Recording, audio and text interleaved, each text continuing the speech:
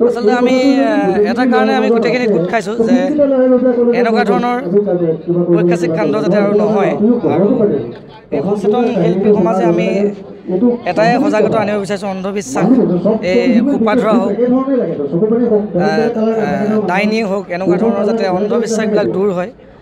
আৰু আচলতে আমি নিজৰ ভাই মাজতে কাজিয়া কৰি থকা হৈছে গতিকে আৰু কিন্তু দোষীৰ কোনো জাতি ধৰ্ম বৰ্ণ একো নাথাকে গতিকে দোষী শাস্তি পাবই লাগিব সেইটো আমাৰ প্ৰথম কথা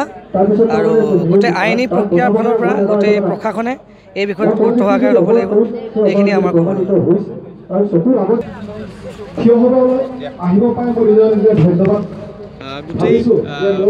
এটা বিচাৰ প্ৰক্ৰিয়া চলি আছে সকলোৱে দাবী কৰিছে যে দোষীয়ে উচিত শাস্তি পাব লাগে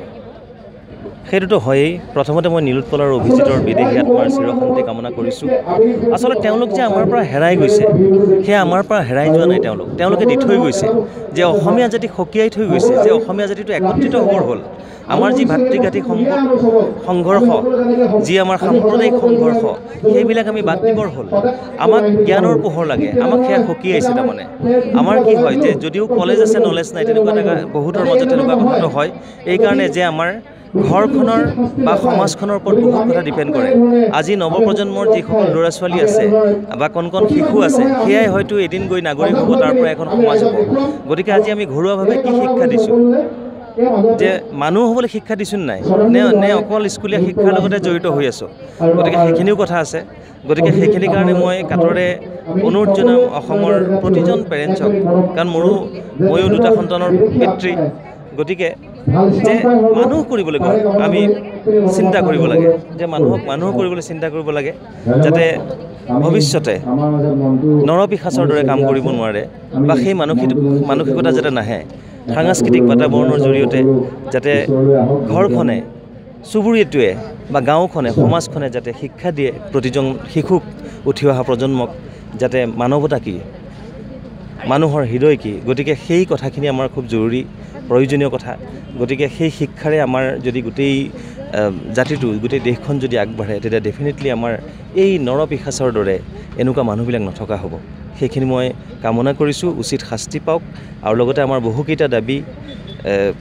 অসম চৰকাৰলৈ লগতে ভাৰত চৰকাৰলৈ লগতে প্ৰশাসনলৈ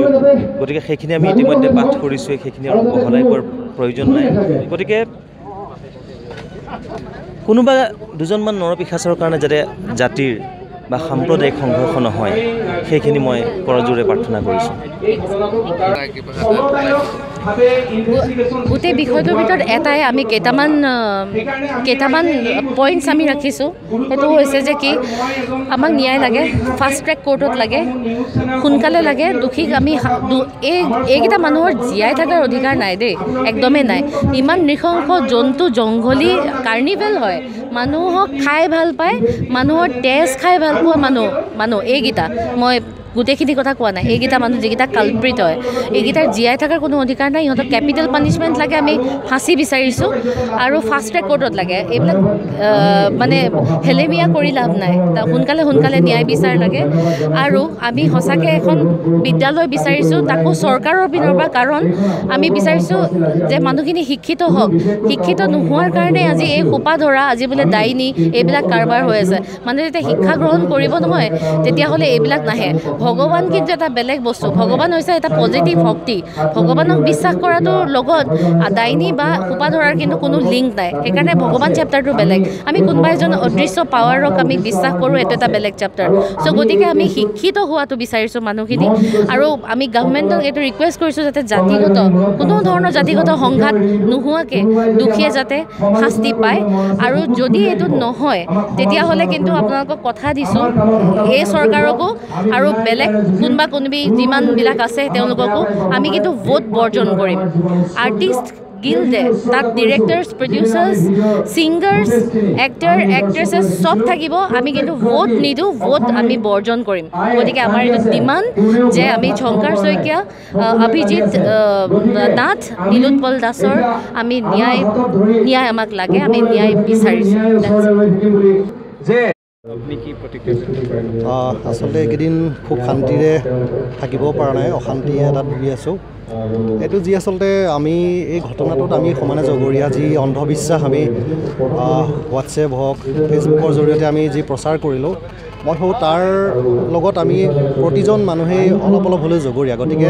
এটা অন্ধবিশ্বাসৰ বলি হৈ পেলাই এনেকুৱা কৰা হ'ল। গতিকে এই ঘটনা যাতে পুনৰাই নঘটে তাৰ বাবে আমি অন্ধবিশ্বাস দূৰ কৰিব লাগিব। আৰু এইটো কথা অকল এওঁলোকৰ যি হত্যাকাণ্ড হ'ল সেইটোতে ক্ষান্ত থাকিলে নহ'ব, অসমীয়াৰ যি অস্তিত্ব বিপদাপন্ন এতিয়া। গতিকে আমি অসমীয়াসকল একগোট হৈ থাকিব লাগিব। গতিকে এনেকৈ যেতিয়া আমি যাতে জাতি জনগোষ্ঠী বিভিন্ন এনেকুৱা সংগঠনসমূহে যিটো ভূমিকা লৈ আছে, বেলেগ বেলেগ ধৰণৰ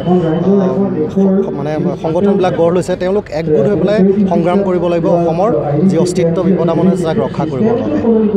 ধন্যবাদ।